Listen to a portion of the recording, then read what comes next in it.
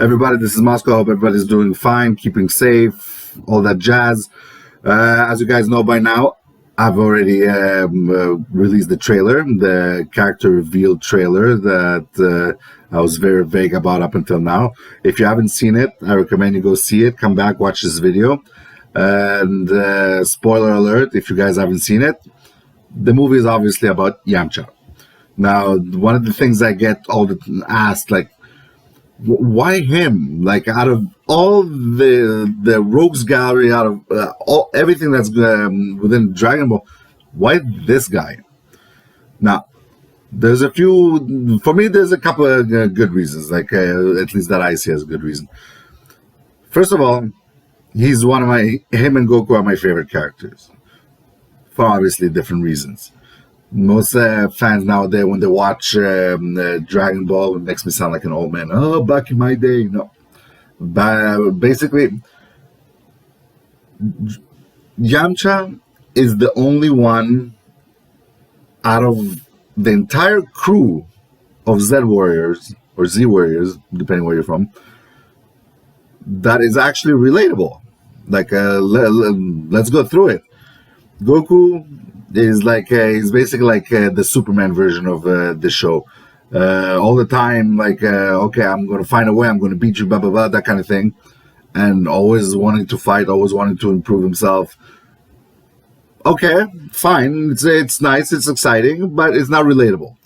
Vegeta, maybe. It's relatable if you're an asshole. Maybe. Let me rephrase. If you're an asshole that's been converted, okay, because he has a chip on his shoulder, he's like, doesn't care about anything or anybody or that kind of thing, he just cares about his and screw the rest. Now, go on. What? He's like the innocent child kind of thing, like he hasn't really, he's been a kid throughout the majority of the series, up until basically Dragon Ball Super and the Buu saga of DBZ. So, there's not much context there. Now let's look at the humans. Krillin, maybe. Tenshinhan, nah. He's an isolationist. He wants to live in the woods and do his thing, and that's it.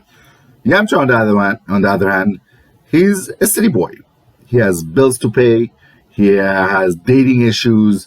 He has all this extra life that he has to juggle on top of training. Now, for me, if let's say if I have to equate it to, let's say, a Marvel character, he's the Spider-Man of Dragon Ball, basically, because him all the time, ever since he first met Goku, basically in 1984, 84, he's been on his own. He's been fending for himself. He had to do things he's not too proud of, and basically trying to feed himself. It wasn't just Yamcha the Desert Bandit because he had time to kill. So, and then from there, it's he started the trend of the villain's redemption. So basically, it was the bad guy who faced Goku. He defeated him, and then he got inspired by him. So he had a missing piece, two missing pieces actually of his life, because it's somebody that he can look up to, which based on what we've seen was never the case.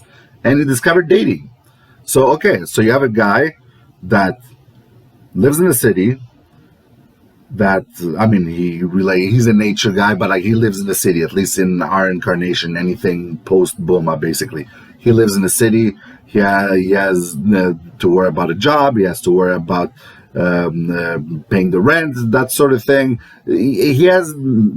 That's why he played baseball. He played baseball. He's doing whatever he has to here and there. You think he's going to mooch money off of Bulma and Capsule Corp for the rest of his life? No. So, he's one of the more relatable ones, as far as I'm concerned. Krillin, he's the guy who always wants to get married. He's the guy who always wants to get a relationship, but he has absolutely no play. Yamcha was shy at first, but then after dating started and he and he got exposed to that side, he developed the game. He's the only one with a sense of humor. When they all died and they went to King Kai's planet, he has to say the initiation joke, and it was obvious Yamcha was the only one that was going to get a joke past him. So everybody else had to work. So he's the more relatable character as far as I'm concerned. So